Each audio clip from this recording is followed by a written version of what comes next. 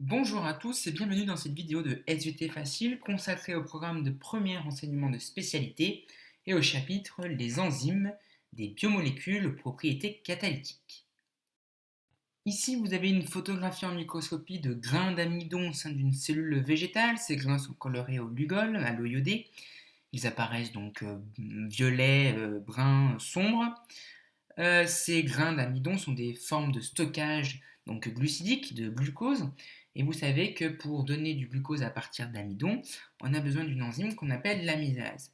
Alors qu'est-ce qu'une enzyme et comment agit-elle? Pour répondre à cette problématique, voici le plan de la leçon. Nous étudierons dans une première partie les enzymes, des biocatalyseurs. Nous verrons ensuite le complexe enzyme-substrat et le rôle du site actif. Dans une troisième partie, on étudiera la cinétique enzymatique.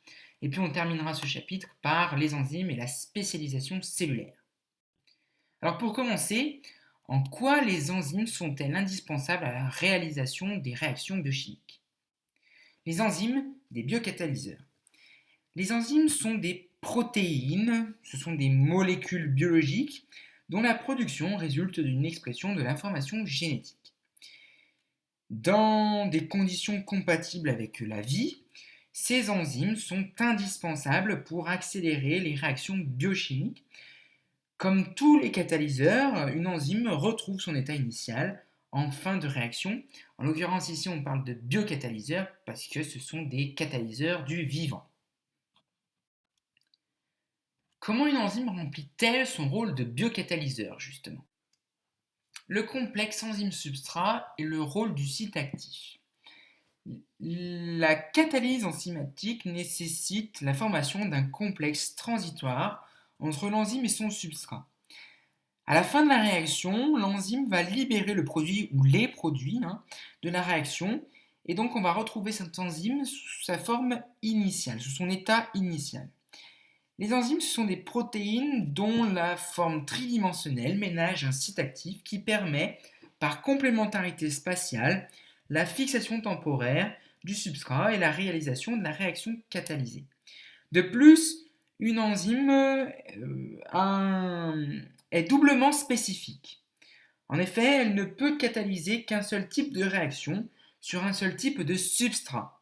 La composition en acides aminés du site actif détermine à la fois quel substrat peut s'associer à l'enzyme et aussi la nature de la réaction chimique qui est catalysée. Les nombreuses réactions biochimiques du métabolisme d'une cellule exigent donc une grande diversité d'enzymes très spécialisées.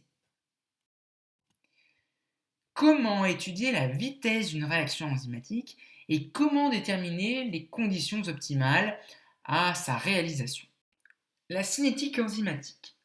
La vitesse de la réaction enzymatique est la quantité de substrats transformés ou de produits alors formés par unité de temps. Cette vitesse est maximale en début de réaction.